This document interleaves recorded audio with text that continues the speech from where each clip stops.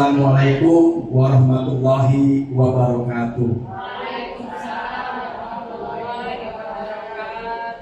Puji syukur alhamdulillah hari ini kita semua diberikan kesehatan sehingga bisa berkumpul pada program aksi nyata guru penggerak angkatan 9. Saya ucapkan terima kasih banyak kepada Bapak Ibu Guru SDN Pondok Sari 2 yang sudah meluangkan waktu di hari ini untuk program aksi nyata angkatan 9 di modul 1.4. Modul 1.4 budaya positif, yaitu menyebarkan pemahaman dan pengalaman penerapan budaya positif. Nanti Ibu akan seperti apa sih yang dimaksud budaya positif itu? Nanti kita akan kupas tuntas di sini dengan beberapa materi yang nanti akan saya sampaikan. Pertama, modul 1.4 budaya positif. Nah ini ya, ada di guru penggerak itu biasanya ada salam, ada salam untuk penggerak. Salam itu biasanya sudah itu bergerak, tergerak, menggerakkan. Nah, ya, saya minta biar ada sedikit gairah ya, biar ibu ya di jam-jam yang tidak kurang, ya jam-jam untuk pengen makan ya bisa semangat. Jadi ketika saya bilang salam guru penggerak, Bapak Ibu bilang bergerak, tergerak, menggerakkan. Siap ya? Salam guru penggerak. Tepuk tangan untuk semua. Terima kasih ya atas supportnya. Kita lanjut di sini. Nah, sebelum kita mulai, di sini ada pertanyaan pemantik, yaitu apakah Anda setuju dengan pernyataan ini? Dan pertama, hukuman dapat mendisiplinkan anak. Yang kedua, pemberian hukuman dengan hal positif seperti membaca atau membersihkan halaman sekolah dapat meningkatkan disiplin anak. Yang ketiga, memberi penghargaan dapat meningkatkan motivasi belajar anak. Dari ketiga ini, apa Bapak Ibu setuju? Ada yang setuju, ada yang tidak ya. Kira-kira di hukuman setuju tidak nih? Tidak. Pemberian hukuman dengan hal positif seperti membaca atau membersihkan setuju tidak? Setuju. Setuju. Oke. Yang ketiga, memberikan penghargaan dapat meningkatkan. Nah, kayak kan sekarang ada bintang ataupun permen segala macamnya. Kira-kira setuju tidak nih? Nah, semoga oke ya. Bapak Ibu hari ini salah setuju semua ya. Ada juga yang tidak. Namun nanti Bapak Ibu akan setelah mempelajari ini akan tahu ternyata ini seperti ini bisa jawabannya. Nah, jadi kita akan mengupas dari pertanyaan ini. Ibu akan menilai sendiri tentang setuju tidak setuju seperti apa yang kita dijawab itu. Berikutnya ini materi yang akan saya sampaikan ya tentang topik dalam ekspansi konsep yang ada di MMS. Kemarin ini modul 1 itu disiplin positif dan nilai-nilai kebijakan universal. Yang kedua teori motivasi, hukuman dan penghargaan. Yang ketiga restitusi. Nah mungkin Ibu baru mendengar kata restitusi ya. Nah mudah-mudahan nanti akan tahu apa sih yang dimaksud restitusi. Yang ketiga tentang keyakinan kelas. Nah ini hampir sama dengan peraturan kelas. Cuman di LMS sekarang diganti, tidak ada namanya peraturan, tapi lebih kepada keyakinan kelas di sini. Berikutnya itu tentang kebutuhan dasar manusia dan dunia berkualitas. Nanti Ibu akan belajar apa sih kebutuhan manusia itu. Di sini ada 5 nanti ya Bu, apa saja. Yang kelima restitusi ya. Restitusi 5 posisi kontrol. Nah nanti Ibu akan tahu Ibu ada posisi di mana sebagai 5 posisi kontrol tadi ya. Nanti ada videonya. Nanti kan saya di sini loh selama ini gitu ya. Terus yang ketiga segitiga restitusi. Nah segitiga restitusi ini kan cara bagaimana kita menangani masalah anak. Ada yang malas, yang sudah kesiangan. Nah nanti caranya ada di segitiga restitusi. Seperti apa Pak kita sampai sudah benar atau belum dalam menyikapi ketika ada anak yang memang bermasalah di sekolah. Lanjut Bu ya. Berikutnya itu di sini ya tadi pertama disiplin positif dan nilai-nilai kebajikan. Bapak Ibu, sebelum dimulai di sini ada perintah. Ibu punya tangan kan ya, mohon maaf ya, dikepalkan boleh. Ini mungkin yang mengapa sebelah sini, ini yang mencoba membuka ya. Nah Bapak Ibu di sini mengepalkan tangan seolah di sini ada rahasia yang memang sangat Ibu tidak boleh orang lain mengetahui. Nah si temannya yang sebelah kiri itu mencoba harus membuka gitu. Mau boleh dengan menyuap istrian, boleh dengan cara mengambil gitu. Ya, pokoknya kira-kira bisa dibuka nggak? Silakan coba balik dulu ya. Bu Haji, Bu Yuli maka sukasinya mengepal. Ya, Bu Yani boleh dengan Bu A, Bu Emo dengan Bu A boleh. Bu Yani. Nah, di kepala ini kepal. Ini mencoba membuka. Tapi rahasia Bapak ini rahasia memang tidak boleh orang lain tahu. Ya, saya kasih waktu 5 detik ya, silakan buka. Ya, kepo banyak yang membuka aja. Ya, rahasia lagi itu nggak boleh orang lain tahu pokoknya soal. Ya, gua yang dibuka dulu, apa mau disuap gitu. Ya, kira-kira. Ya, nah. Ya. Nah. Mau dibuka nggak kira-kira? Udah, oke ya, paham ya? Ya. Jadi pada dasarnya, ya. Pasti yang ketika itu ada suatu rahasia yang memang tidak orang lain tahu, maka itu pasti tidak akan mau membuka. Sekuat apapun mau disuap, mau di apa, pasti tidak akan dibuka. Nah filosofi ini nanti kita akan kaitkan dengan peserta hidup. Kenapa kita harus dengan filosofi mengepalkan tangan? Nah di sini ada perubahan namanya paradigma dari kontrol atau ilustrasi kontrol. Di mana ilustrasi itu bahwa guru yang kontrol murid, seolah-olah kita yang mengontrol sesuatu. Yang kedua bahwa beda lama itu seperti itu seolah ya. Bahwa kritik yang membuat orang merasa bersalah dapat mengeluarkan karakter. Kamu ini kemana aja sih? Setiap hari selalu kesiangan. Nah, jadi seorang membuat mereka bersalah itu dapat berubah karakter mereka lebih baik. Nah, itu paling lama juga ya. Ilusi bahwa semua penguatan positif efektif dan bermanfaat. Nah, jadi kekuatan misalnya sifatnya mendorong dengan rayuan, dengan apa gitu kan, menunjukkan bahwa itu bisa membuat cara lebih baik. Itu tidak juga seperti itu ya. Nah, terus bahwa orang dewasa memiliki untuk memaksa. Nah, ya ini kan bikin kita kepada teman-teman kita guru ya, punya hak untuk memaksa anak yang dalam melakukan sesuatu. Itu peran ulama. Nah, seharusnya seperti apa? Di sini ada jawabannya. Nah, ini ya jawabannya. Ya. Nah, ini yang seperti ini yang timbul itu adalah contoh paradigma lama. Harusnya kembali kepada di sini ya, seperti kita mencoba mengubah orang agar berpandangan sama dengan kita. Seharusnya itu kita berusaha memahami pandangan orang lain tentang dunia. Nah, kayak tadi dong harus memaksakan dia, ya seperti itu kalau tidak terus. Dan bagaimana kita mau memahami dia sehingga dia mau membuka sendiri. Tanpa perlu kita maksa gitu ya. Nah, perilaku buruk dilihat sebagai suatu kesalahan. Harusnya semua perilaku memiliki tujuan. Tidak mungkin orang berbuat tanpa ada tujuan. Seperti saya sekarang ini ada tujuan. Ya. Orang lain bisa mengontrol saya. Nah harusnya hanya Anda yang bisa mengontrol diri Anda, bukan orang lain. Ya. Nah. Terus pemaksaan ada pada saat rujukan gagal.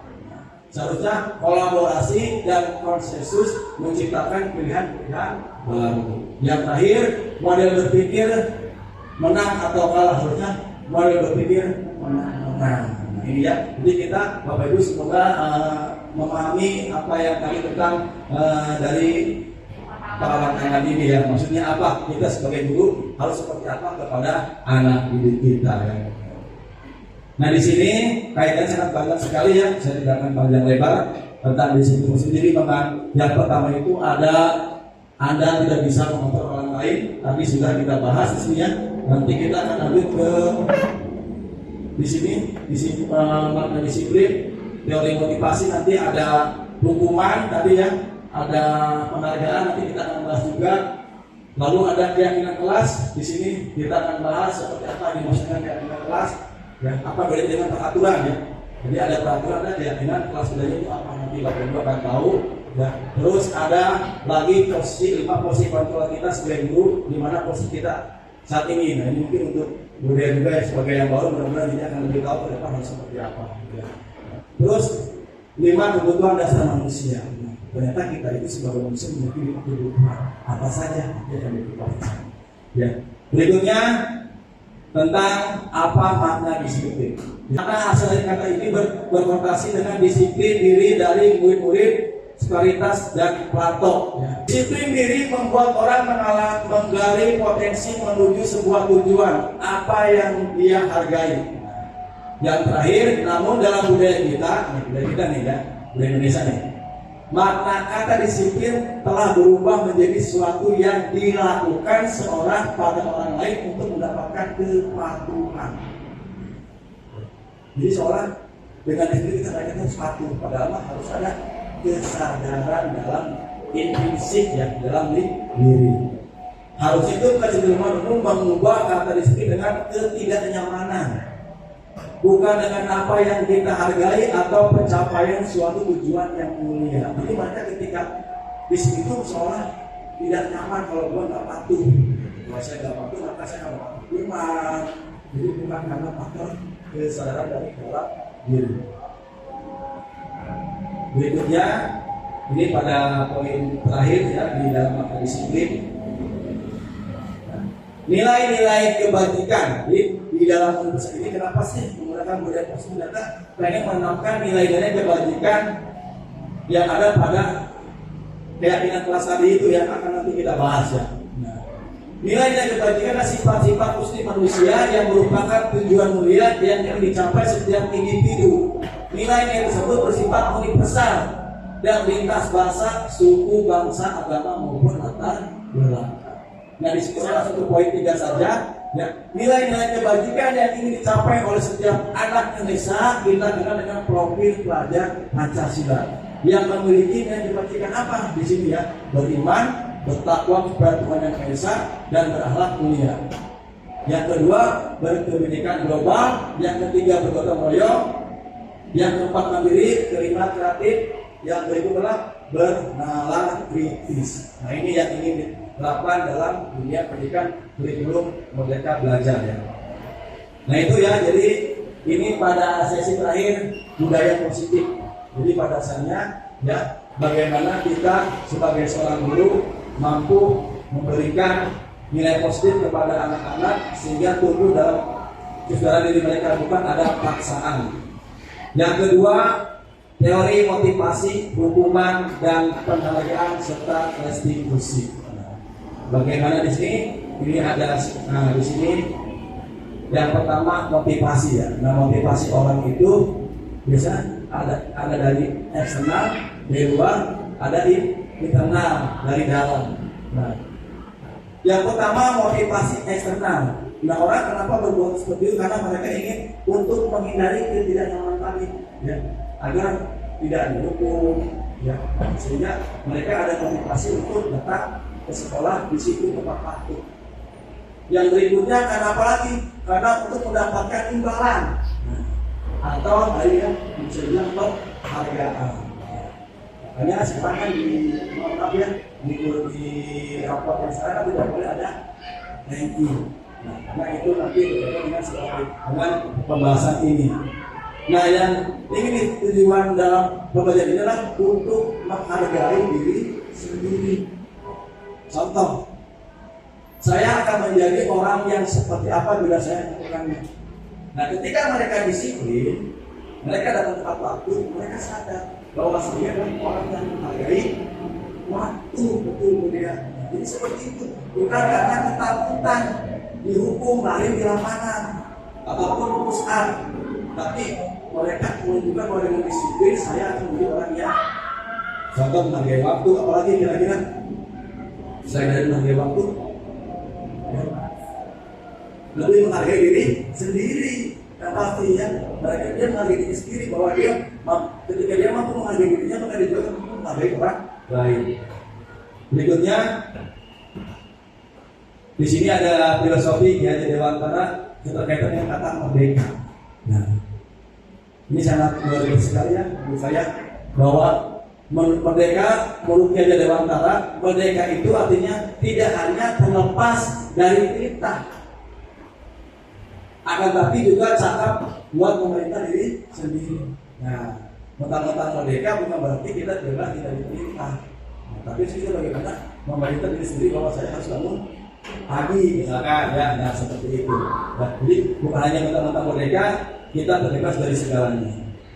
Lanjut di sini ada perubahan pada modul 1.4 yang dimana awalnya penambahan materi pada hukuman oleh penghargaan yang awalnya ada 5 sekarang menjadi ada 8. Yang pertama penghargaan jangka pendek dan jangka panjang, yang kedua penghargaan hukum, yang ketiga penghargaan mengurangi ketepatan, yang keempat penghargaan tidak efektif, yang kelima penghargaan merusak hubungan. Nah, ada tambahan 3, apa itu? Yang ketiganya ini dihukum oleh penghargaan. Nah, penghargaan menurunkan kualitas, penghargaan mematikan kreativitas, penghargaan mengurangi motivasi intrinsik. Nah, kembali kepada nilai rapor tadi. Ya. Jadi ketika seorang anak tersebut yang punya ranking 1, 2 dan 3, seorang anak lain tidak punya motivasi, tidak punya kelebihan lain, gitu ya. Nah, makanya tidak boleh sekarang seperti itu. Mematikan kreativitas seolah-olah yang ranking 1 yang telah berkreativitas, yang lain tidak bisa berkreativitas. Padahal dia mungkin ada kelebihan dalam bidang seni, ya, bidang olahraga maupun dalam bidang apapun. Itu dalam yang terdapat dalam pembelajaran guru-guru merdeka. Jadi setiap anak mempunyai potensi masing-masing.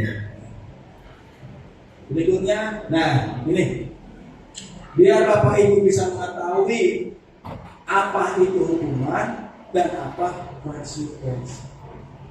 Nah, di sini ada suatu tindakan buruk. Yang pertama adalah kasus yang anak kesiangan mencatat 100 kali di dalam buku kalimat saya tidak akan terlambat lagi karena terlambat di sekolah. Kira-kira itu hukuman apa konsekuensi? Hukuman, ya.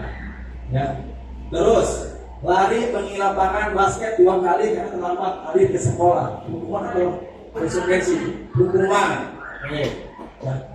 Yang ketiga, murid diminta push up 15 kali karena tidak menggunakan masker ke sekolah. Push up. Hukuman, ya. Menggantikan kertas tugas teman yang telah dicoret-coret. Konsekuensi, ya. Nah, betul sekali. Membersihkan tumpahan air di meja tulis karena tersenggol oleh siswa.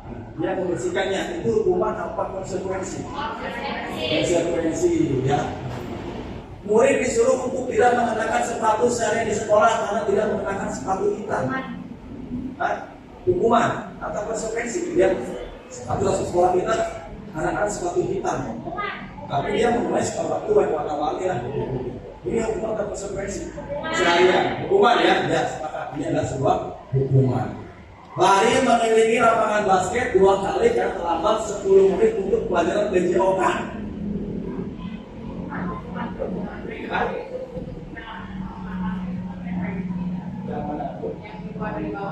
Bu Yani yang kedua di bawah, yang ini.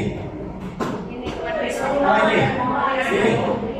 Murid disuruh untuk tidak menggunakan sepatu saya di sekolah karena tidak menggunakan sepatu hitam.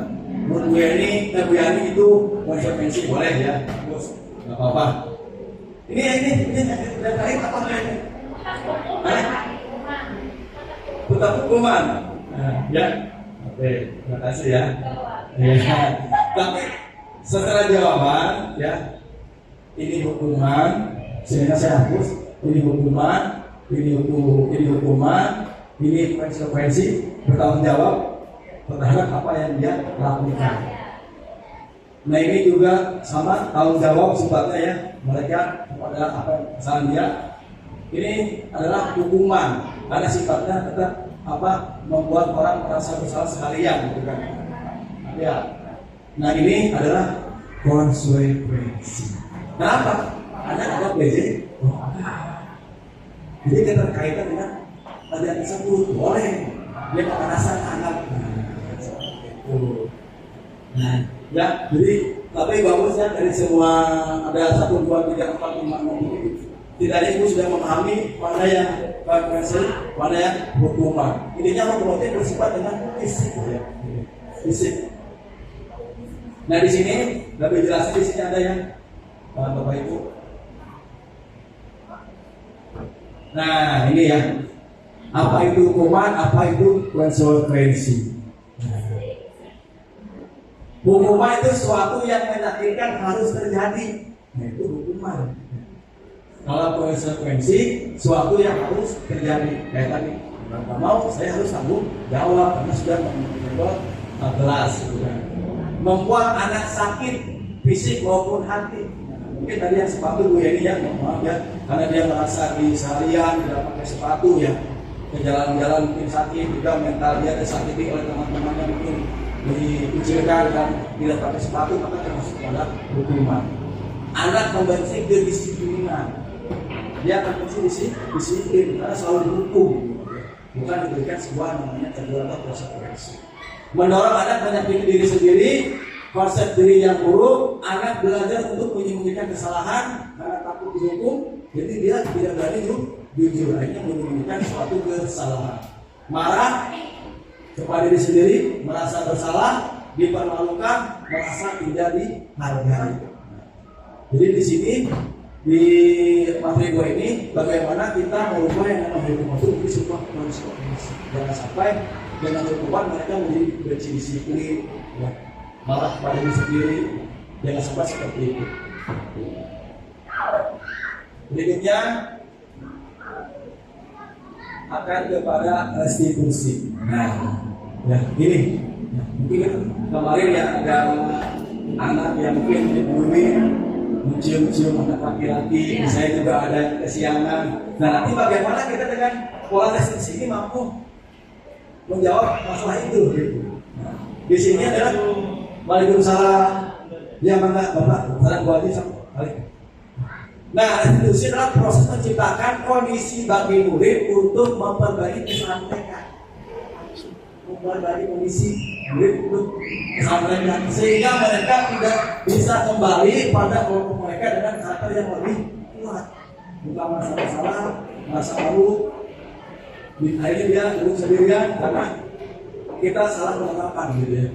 Jadi restitusi juga merupakan proses kolaboratif yang mengajarkan murid untuk mencari solusi atas masalah mereka. Lalu membantu murid berpikir tentang orang seperti apa yang mereka ingin menjadi tujuan mulia dan bagaimana mereka harus memperlakukan orang lain. Nah, jadi di sini, jadi di restitusi ini awalnya kita menekankan dulu. Jadi ketika dia berbuat salah, jangan dibuat merasa bersalah, dipojokkan, gitu ya. Jangan. Jadi dikatakan, ya tidak apa-apa. Bapak juga pernah berbuat salah waktu usia kamu. Nah dia seperti itu. Jadi seolah dia itu tidak merasa disebutkan atas kesalahan dia. Nah lalu setelah dinetralkan, sehingga dia sadar dengan kesalahannya, diberikan. Kira-kira setelah ini solusinya apa nih biar kamu tidak kesiangan? Nah dia akan menemukan jawabannya setelah, Pak saya mau bisa ngelawan, Pak saya akan bangun pagi atau minta orang tua untuk membangunkan saya. Jadi ya mereka bukan kita yang memberikan mencarikan solusi. Nah jadi akan komitmen kemarin saya terapkan di sini juga kepada siswa saya bilang langsung ada perubahan gitu ya dengan pola seperti yang saya terapkan di pola diskusi ini. Nah setelah itu dikembalikan kepada keyakinan kelas. Ya, misalkan ya, saya akan menjadi orang saya akan datang tepat waktu. Nah, jadi terus ketika membuat keyakinan kelas tidak boleh menggunakan kata jangan. Itu kalimat negatif. Jangan terlambat ke sekolah, tidak boleh. Jadi saya akan datang tepat waktu.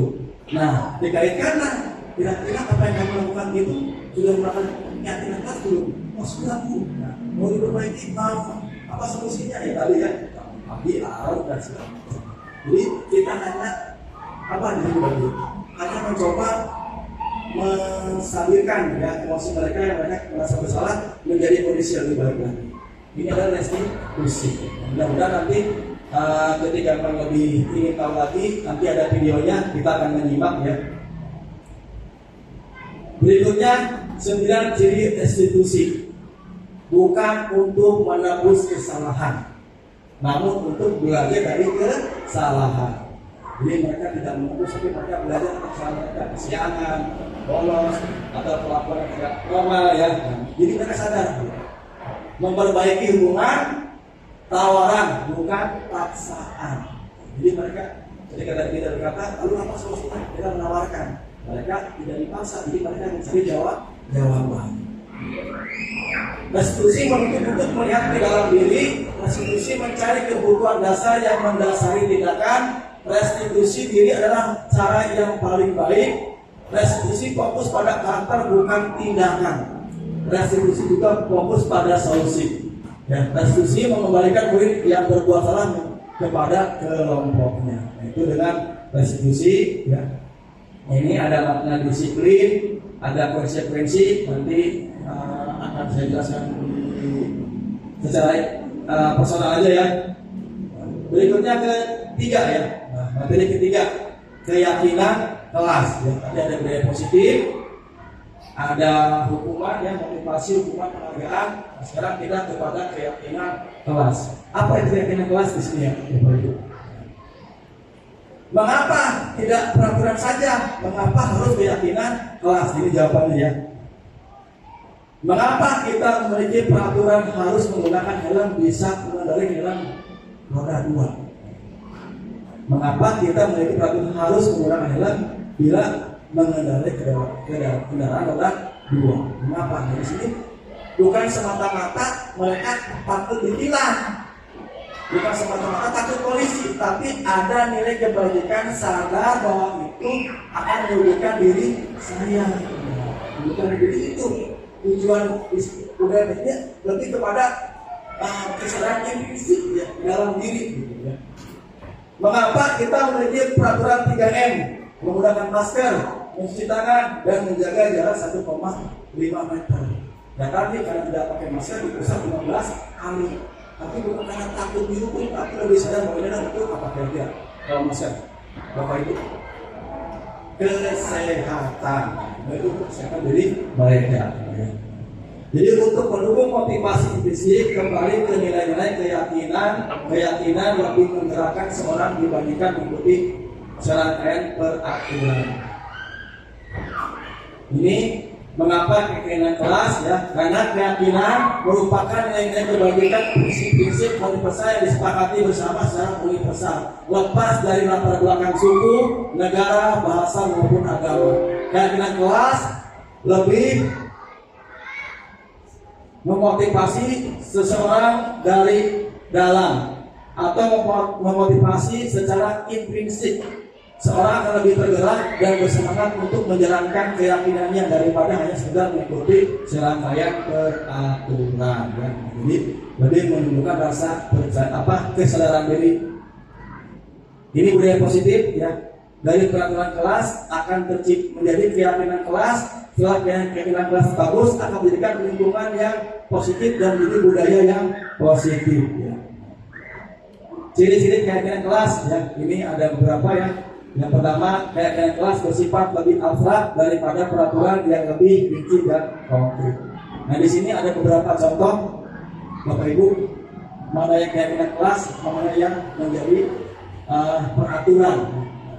Nah, di sini, lebih kepada nilai saling menyayangi, ya semangat, jadi tidak merasa ada ketakutan akan suatu peraturan, tapi lebih kepada sadar. Ketika bahwa saya menjaga kebersihan, berarti saya sudah menjaga ke lingkungan yang bersih.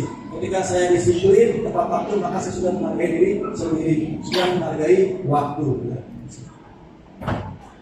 Nah ini bedanya peraturan dan keyakinan kelas.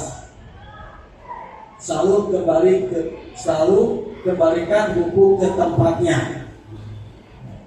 Harusnya lebih kepada di sini berarti ada nilainya apa? Nilai tanggung jawab. Berikutnya di sini ada tabel dia ya terkait dengan ini. Kita langsung aja ke kebutuhan dasar manusia yang berkualitas. Bapak Ibu sebagai manusia pasti Bapak Ibu memiliki kebutuhan. Nah dalam teori ini apa saja kebutuhan manusia? Ada 5 ya. Nah ini 5 dasar kebutuhan manusia. Jadi yang pertama adalah bertahan hidup. Bertahan hidup. Contoh kita bekerja, kita makan, dan sebagainya karena kita ingin bertahan hidup. Yang kedua, kasih sayang dan rasa diterima. Setiap orang pasti butuh rasa disayangi. Ketika punya argumen pengen dihargai, didengarkan, ketika sudah pengen diterima jawabannya, didengarkan, itu bisa manusia seperti itu. Ada lagi namanya kebebasan. Ada penguasaan, ada kesenangan.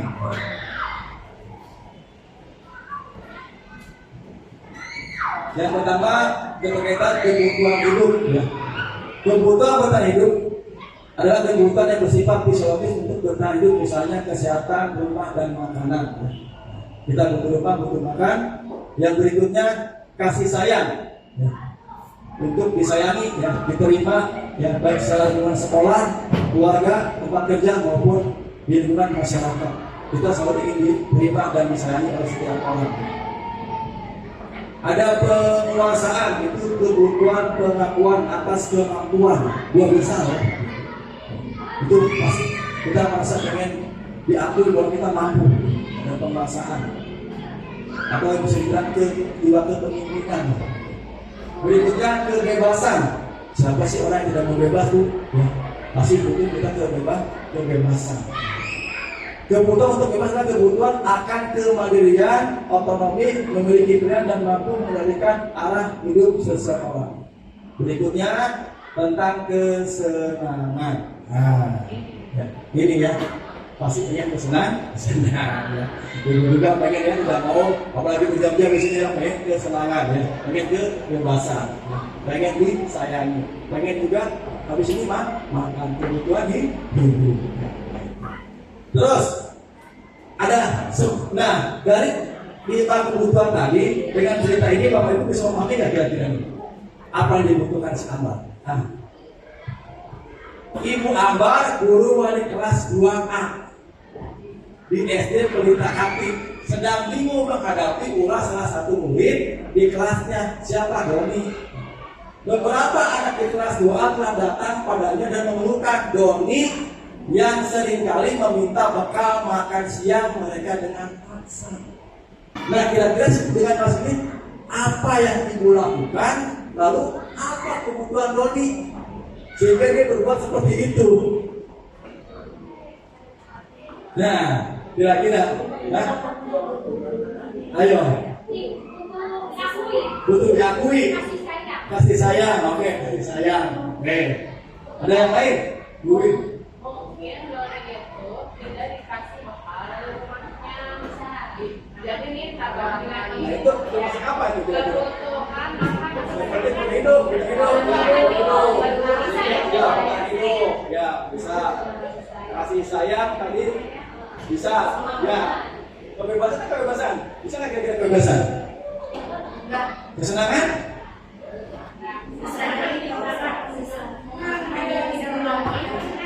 Atau dia masih senang gimana dengan hal seperti itu? Nah, yang senangnya saya aja, tapi Doninya doang. ya. Teman-temannya tidak senang kan? Dia ada yang senang. Ya, intinya dari soal tadi, ya, pasti Bapak itu pertama apa? Akan memanggil Doni, ya. Nah, lalu berkomunikasi kan? Setelah berkomunikasi itu, maka Bapak itu akan mengetahui apa kebutuhan dia. Bervariasi. Kata Bu Wiwin betul, ketika memang dia tidak diberikan bekal makan, maka dia akan mengambil yang makanan teman-teman yang akan dia butuh. Bertahan hidup untuk makan di sekolah, belajar di sekolah.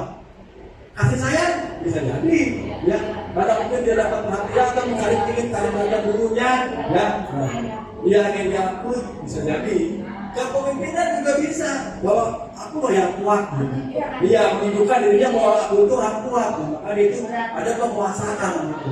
Nah, menguasai, gitu. Bisa seperti itu, menunjukkan bahwa aku yang menguasai, ya kamu nggak bisa lepasin kamu. Ini bisa gitu. Kesenangan ada. Dia akan merasa senang ketika melihat muka temannya menangis, takut gitu, ya. Pokoknya senang gitu dia. Itu bisa, iya. Jadi dari kesini ya bisa kepada 5 tadi. Cuma dengan ini kan persepsi lu ya. Ketika terjadi akan tahu seperti apa yang dibutuhkan. Ketika namanya tadi korek dan diselaah itu dia tidak pernah diberi bekal makan, berarti ya tadi jawabannya mungkin dia butuh bertahan hidup. Terima kasih ya, berarti sudah paham tentang poin tadi apa? Ya, kebutuhan dasar manusia. Berikutnya, nah ini 5 posisi kontrol. Ya. Nah, 5 posisi kontrol kita ya. Posisi kontrol kita di sini. Ya. Apa saja sih? Ya, di sini ada penghukum, ya, ada pembuat merasa bersalah, ada teman sebagai teman, ada memang memantau, atau ada sebagai manajer. Nah, kira-kira dari 5 posisi ini mana yang paling bagus dan mana yang sering kita lakukan, gitu ya? Siap ya? Nah, sabar ya. Ini yang paling apa menampar diri saya gitu ya. Oh, selama ini saya seperti ini loh. Iya. Ya. Nah, pernyataannya, ya, saya kecewa sekali dengan kamu. Nah, ini biasanya sifatnya merasa bersalah menyalahkan dia. Membuat orang merasa bersalah. Atau penghukum, kamu tidak pernah benar melakukannya, selalu ada salah. Ini maka penghukum. Teman, ayo pernah demi ibu, nanti tidak dengan kepala sekolah ya. Nah, itu kita sebagai teman meminta ya. Iya, menjawab lah gitu. Layu gitu. Terus sebagai manajer, bagaimana memantau? Apa kamu mau mendapatkan stiker bintang hari ini? Nah, ya, dipantau tuh. Lalu dengan begitu sekarang dipanggil, mau nggak dapat bintang nih? Nah, ya, itu posisi pemantau. Nah, ada posisi manajer. Bagaimana kamu bisa menyelesaikan masalah ini ketika terjadi pada masalah kesiangan? Ya kami, bagaimana menyelesaikannya kamu? Misalkan tadi ya, alarm, minta tolong orang tua, ya. Ada lagi, kamu selalu yang paling terakhir. Misalkan dia mengajarkan kelas, kamu itu selalu di terakhir, gak pernah paling depan. Jadi itu adalah penghukum. Nah, udah ada bayang ini ya, kita di mana kira-kira nih? Ya. Nah ini, ya, pemantau pemilihan sebut aja. Ya. Jadi nanti akan ada di video di akhirnya kan kita nonton video itu akan mencakup semua restitusi, ya, penghukum nanti akan ada semua. Ini terakhir segitiga restitusi yang disampaikan ya di sini.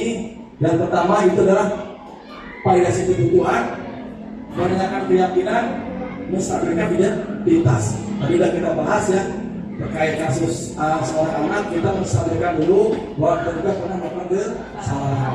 Setelah itu lalu kita kembalikan kepada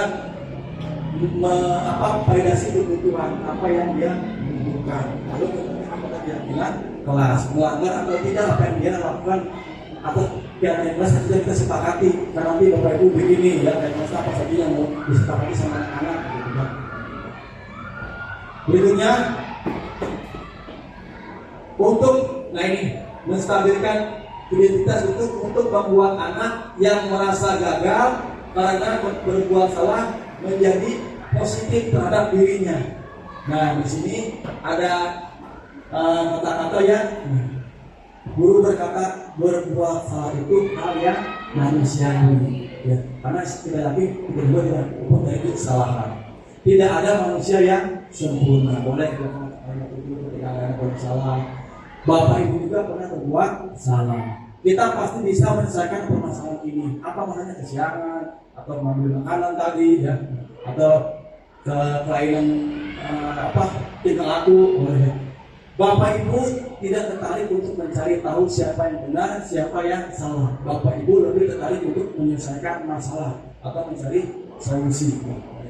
Kalau kamu menyalahkan dirimu sendiri terus-menerus, apa kamu bersikap baik pada diri sendiri? Ya, jadi jangan sampai dia mengatakan bahwa dirinya adalah pribadi yang selalu bersalah. Nah, lalu divalidasi, membantu siswa mengenali basic atau kebutuhan yang ingin dipenuhi ketika melakukan kesalahan tadi. Contoh Doni tadi ya, dia butuhnya kasih sayang. Nah, kemudian dia mau mengambil makanan teman-temannya.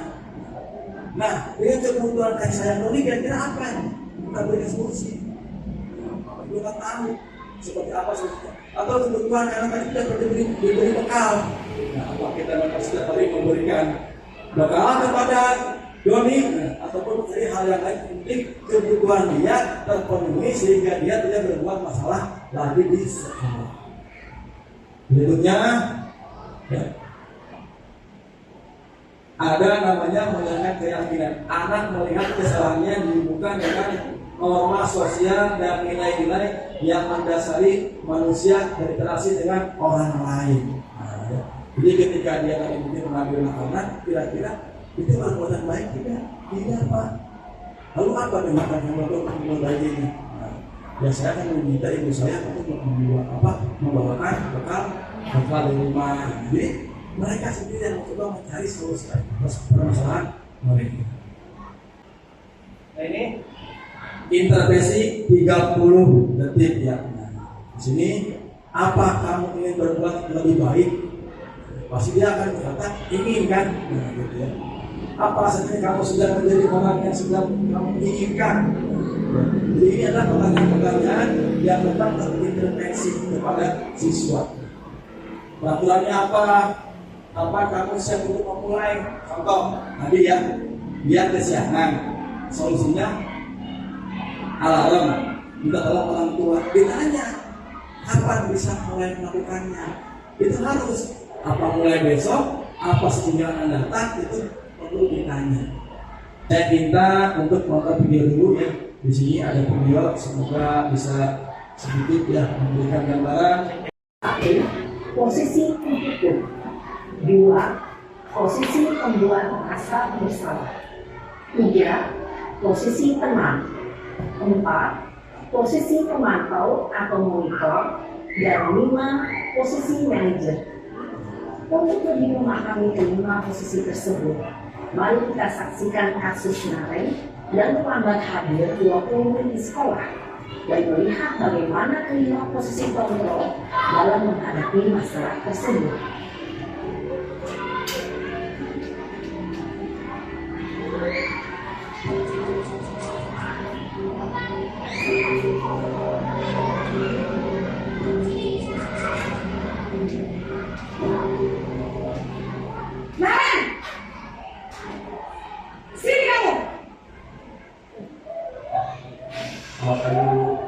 Selalu terlambat. Kamu deh pasti terlambat. Maaf Bu, saya Apa? Apa coba? Alasan kamu apa lagi? Kapan sih kamu tidak terlambat? Malas sekali ya kamu jadi anak. saya Dasar pemalas. Ya kapok-kapok sih kamu. Sudah berapa kali terlambat? Sana, kamu keliling lapangan basket 2 kali. Kenapa saya harus keliling lapangan basket, Bu? Kenapa? Kamu merawat ibu. Berani-beraninya jawab. Sudah terlambat, masih berani jawab pula. Sekarang, keliling lapangan basket 5 kali sekalian. Biar kapok. Cepat. Pergi sana ke lapangan basket. Posisi penghukum biasanya berbicara dengan nada tinggi, menghabis, menunjuk-nunjuk, menyakiti, dan menyindir. Hukuman bisa berupa fisik maupun psikis. Ibu dan bapak guru hebat. Dampak yang terjadi pada murid ketika guru berada pada posisi terhukum adalah murid cenderung akan memberontak, bahkan menyimpan dendam.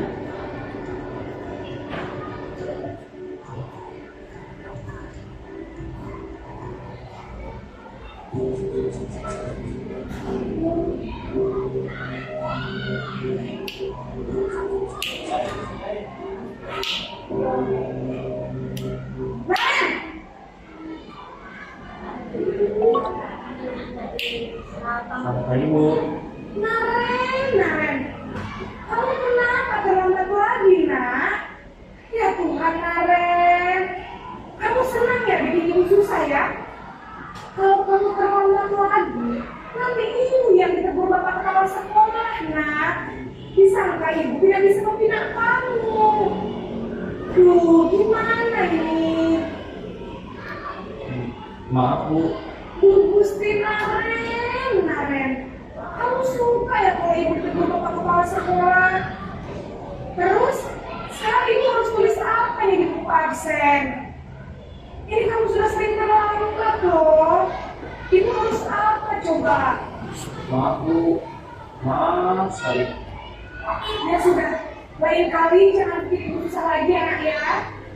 Ibu tidak akan pernah lagi loh, dia terus. Bisa jatuhan kalau ibu ditegur bapak kepala sekolah. Sangat cepat ikhlas. Maaf ya, Bu. Maaf sekali.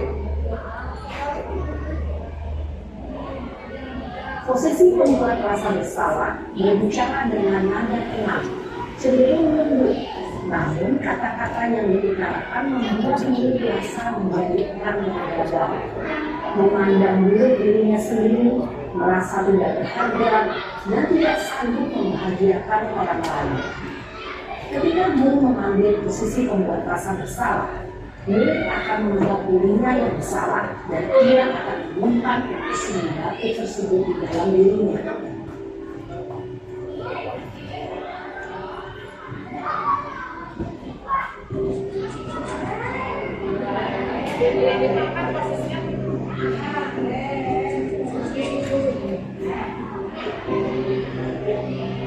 Naren,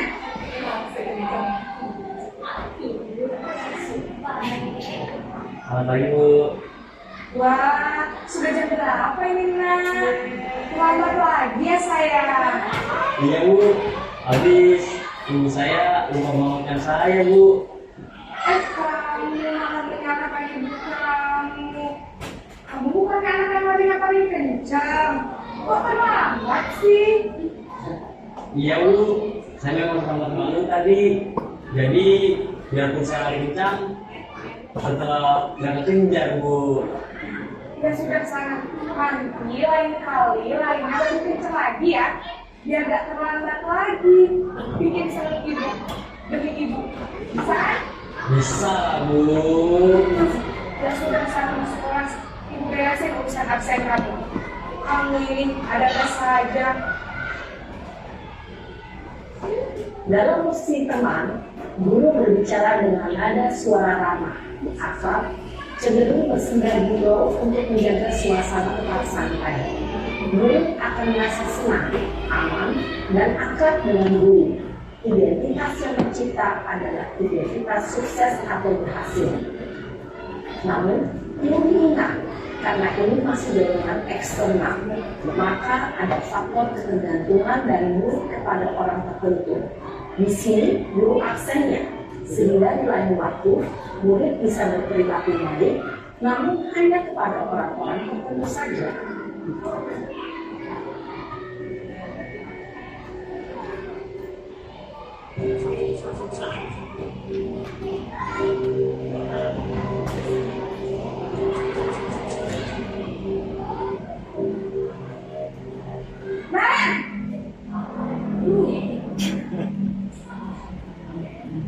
Selamat pagi, Bu. Kemarin, apa peraturan sekolah kita tentang jam berapa kita harus masuk sekolah, nak? Kita harus di sekolah jam 7, Bu. Iya betul. Sekarang sudah jam 7. Kalian sudah tahu konsekuensinya jika terlambat hadir. Paham Bu, saya harus tinggal kelas pas jam istirahat selama 20 menit. Ya benar, konsekuensinya demikian. Jadi nanti jam 9.30 pas istirahat, kamu harus tinggal ke kelas, kerjakan tugas tambahan untuk ketinggalan kamu, ya. Baik Bu.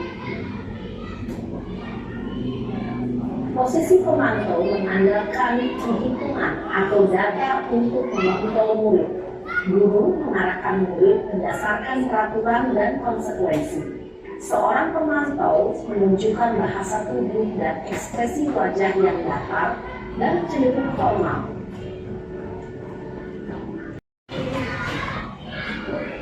Ya, dengan menyimak video tadi, Bapak Ibu mungkin tahu ya di mana posisi kita selama ini ya sebagai seorang guru. Apa memang menghukum ya atau membuat masa bersalah, memantau sebagai teman atau sebagai manajer.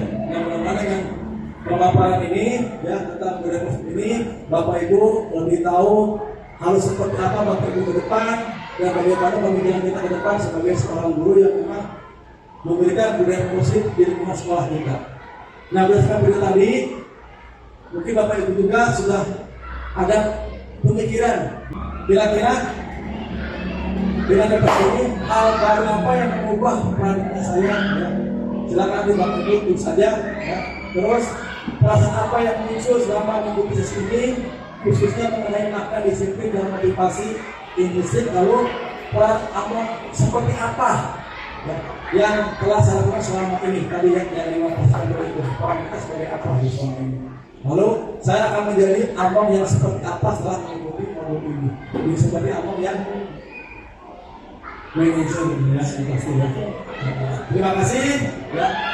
Mohon maaf jika ada salah-salah kata dari saya dalam penyampaian presentasi ini. Kesalahan tidak luput dari saya pribadi sebagai manusia ya. Mohon maaf atas segala sesuatunya. Saya akhiri. Wassalamualaikum warahmatullahi wabarakatuh.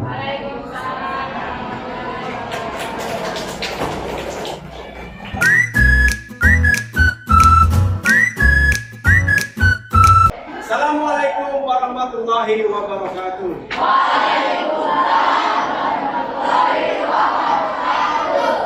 Bagaimana kabarnya hari ini, anak-anak? Baik ya. Nah, hari ini ya, hari Senin tanggal 30 Oktober, Bapak akan membuat yang namanya keyakinan kelas ya. Membuat apa? Keyakinan kelas ya. Apa sih keyakinan kelas itu? Nah, mungkin kalian pernah melihat tata tertib sekolah ya, peraturan sekolah. Nah, itu adalah yang disebut dengan peraturan dan tata tertib. Lalu kenapa sih harusnya kita kelas? Karena dalam keyakinan kelas ada nilai-nilai kebajikan yang timbul pada setiap keyakinan kelas tersebut. Nah, tidak. Contoh dalam tata tertib, misalkan pernah nggak atau peraturan kelas kalian misalkan jangan terlambat ya, apalagi kira-kira jangan membuang sampah sembarangan, apalagi ya, jangan sampai terlambat mengerjakan PR. Tidak boleh tidak boleh makan di dalam kelas. Nah, dalam keyakinan kelas ya, itu tidak boleh menggunakan kata-kata yang sifatnya negatif. Seperti jangan tadi yang tidak boleh, itu tidak boleh ya.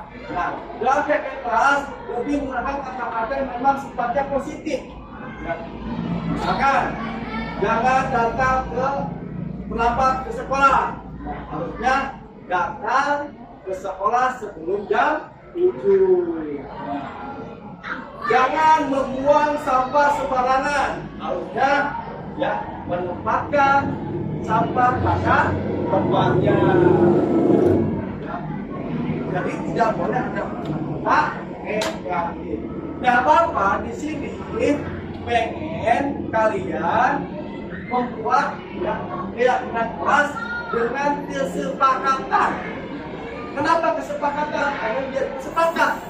Ya, begitu bersepakat, maka ketika melanggar, maka kalian sudah mengenai bahwa kalian sudah melanggar keyakinan kelas yang sudah kita sepakati. Coba nanti kalian tuliskan di kertas ini ya, satu meja, ya satu kertas untuk berdiskusi kira-kira keyakinan kelas apa yang pengen ada di ruangan ini, ya di kelas ini, ya apa saja, tapi tidak boleh bisa mungkin jangan menggunakan kata-kata negatif, ya. Jadi kalian setelah dikasih selebaran ini, ya Bapak bagi satu kelompoknya satu meja ya, boleh berdua, boleh bertiga, menuliskan apa yang ingin kalian adakan yang kita kelas ini. Lalu setelah menulis, boleh kalian menempelkan di sini ya, kan di sini di nanti setelah dilakukan nanti Bapak akan pilih ada yang sama ya dari kelompok yang lain, maka nanti akan ditulis kita yang sama diambil satu saja ya. Siap ya? Siap ya. Nah ini ya, silakan dibagikan.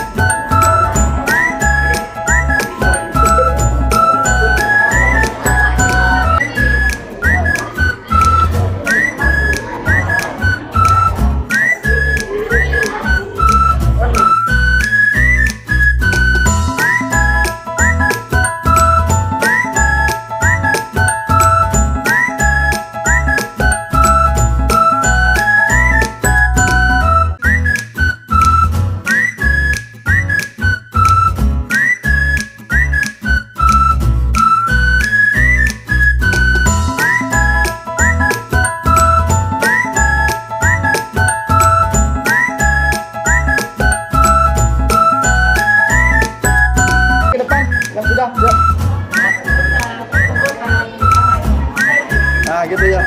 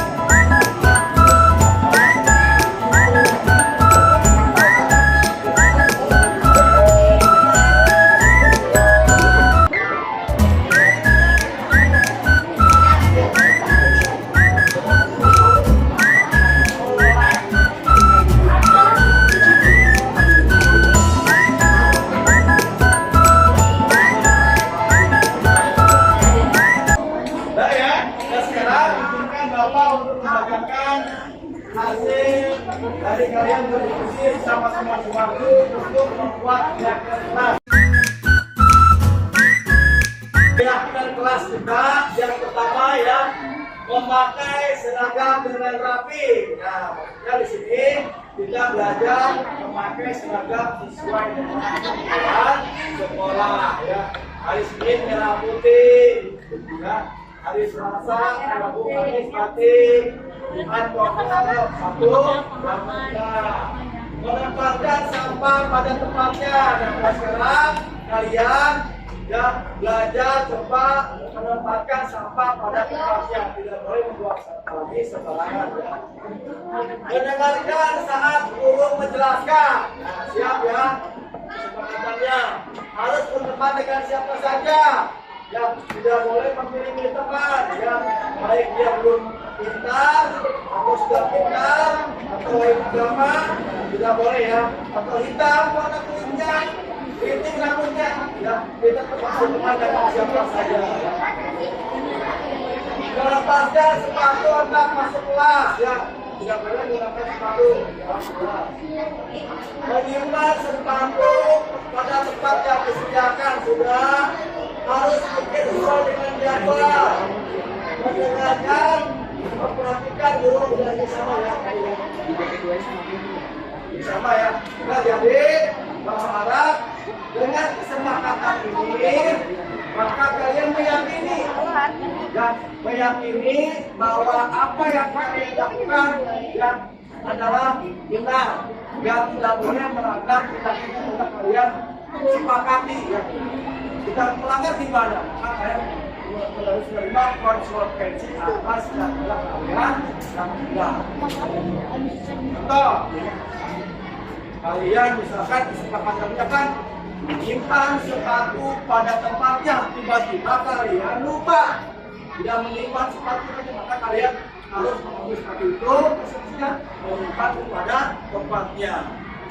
Terus kalian lupa membuang sampah kemana saja, maka konsekuensinya ambil sampah itu ya, lalu tindakan dalam namanya tanggung jawab melaksanakan apa yang anak-anak sudah melanggar sampai kesepakatan. Siap melakukan keyakinan kelas? Siap? Harus ya. Nah, terima kasih dan semoga dengan ini belajar kita lebih nyaman, lebih tertib ya, dan bisa dilaksanakan ya, bukan perlu ya menyenangkan ya, tidak menyenangkan, tapi kalian merasa terbebani ya. Bapak Ibu, Assalamualaikum warahmatullahi wabarakatuh.